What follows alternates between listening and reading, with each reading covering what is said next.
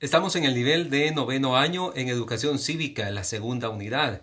Es un tema fundamental para la convivencia. Se llama los derechos humanos. Vamos a repasar las categorías y sobre todo lo importante que es ponerlos en práctica y respetarlos todos los días.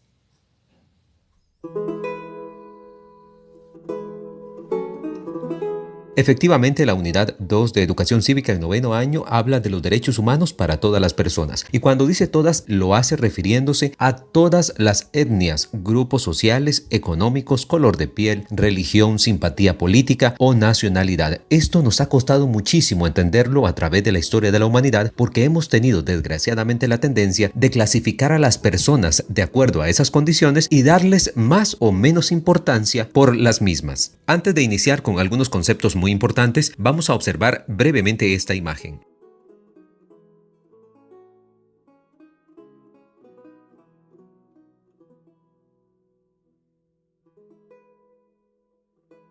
¿Cuáles son los sentimientos que experimentas cuando la observas? Normalmente lo relacionamos con violación de derechos humanos. Y es que, aunque parezca mentira, el tema de los derechos humanos es relativamente muy moderno. Hasta hace poco más de 200 años, en la humanidad no se hablaba todavía de derechos humanos. La discriminación, las guerras y la esclavitud eran prácticas muy cotidianas en ese tiempo y antes de la Revolución Francesa. Obviamente, algunos de ustedes estarán pensando en que esas son prácticas también muy comunes en la actualidad. Y es que la existencia de una normativa que regula los derechos humanos lamentablemente no hace que se cumplan de una manera efectiva, porque también implica un cambio de mentalidad, un cambio de educación y un sistema en el cual los seres humanos se comporten de manera correcta, respetando el derecho del otro sin que un sistema, un estado o una ley se lo obligue. Para hablar de derechos humanos debemos conocer los conceptos de derecho, deber, declaración, igualdad, libertad, justicia, solidaridad, tolerancia, respeto, equidad y desarrollo humano. Esas palabras se convierten en claves fundamentales para comprender el tema. Igualmente, los derechos humanos tienen principios que lo rigen, como la universalidad, la temporalidad, la progresividad, la irreversibilidad, la transnacionalidad, la integridad o la intransferibilidad. Suenan un poquito complicados estos conceptos, pero básicamente lo que suponen es que en todo el planeta se deben aplicar y respetar los derechos humanos, independientemente de las características que mencionábamos al inicio de este video. Para facilitar su estudio existen diferentes clasificaciones de los derechos humanos. Por ejemplo, hablamos de los derechos de primera generación. Básicamente son los derechos individuales, los que atañen y se relacionan directamente con la persona. Ahí encontramos derechos civiles, políticos o individuales. Por ejemplo, cuando pensamos, cuando nos expresamos a través de las redes sociales, cuando caminamos por nuestro barrio, comunidad, cantón o cuando profesamos una religión cualquiera que ésta sea. Existen también los derechos de segunda generación, también conocidos como derechos sociales. Son los derechos colectivos, económicos y culturales, cuando disfrutamos, por ejemplo, de una obra de teatro, pero también cuando exigimos salario justo, derecho a la vivienda, a la educación o a un medio ambiente sano y ecológicamente equilibrado. Y finalmente encontramos los derechos de tercera generación, también conocidos como los derechos de los pueblos. Ahí podemos mencionar el derecho a la soberanía, al patrimonio común de la humanidad, a la autonomía económica y política. También hablamos de la cooperación internacional y regional. Básicamente, los derechos de tercera generación hablan de aquellas garantías que deben ser respetadas a cada nación y a cada país. Eso obviamente que descarta de una vez las invasiones militares, los golpes de estado o el irrespeto de las fronteras de un país hacia otro, algo que evidentemente se irrespeta todos los días, lamentablemente. En Costa Rica los derechos humanos se incluyen dentro de la constitución política, también a través de muchas leyes que se han venido aprobando en los últimos años para procurar que esta normativa internacional sea aplicada de la mejor manera posible. Por ejemplo, la Convención sobre la eliminación de todas las formas de discriminación contra la mujer o la Ley General de la Persona Joven. También a nivel internacional existen mecanismos para la protección de los derechos humanos, como la Organización de Estados Americanos, como la Comisión Interamericana de Derechos Humanos o, por ejemplo, el Consejo de Derechos Humanos y la Corte Internacional de Justicia de La Haya. Sí es importante recordar que cuando hablamos de derechos humanos hay temas que son muy polémicos y que en los últimos años han tomado la discusión a nivel de cada país. El tema del aborto, el tema del acceso a la salud, independientemente de la capacidad económica de las personas y de las familias, o la unión entre personas del mismo sexo. Esos temas son evidentemente muy polémicos y polarizan a la sociedad entre un bando funcionando y otro, lo cual no significa que las personas no puedan tener acceso a esos derechos. Es así que los derechos humanos incluidos en la Declaración Universal de los Derechos Humanos es fundamental para que el tema se respete a nivel mundial. Sin embargo, debemos recalcar que esa declaración no es mágica, implica un cambio de conciencia, de educación y de mentalidad de cada ser humano para que podamos respetar el espacio y las garantías del otro. Ahí radica, casualmente, la clave para que tengamos una sociedad tolerante y pacífica.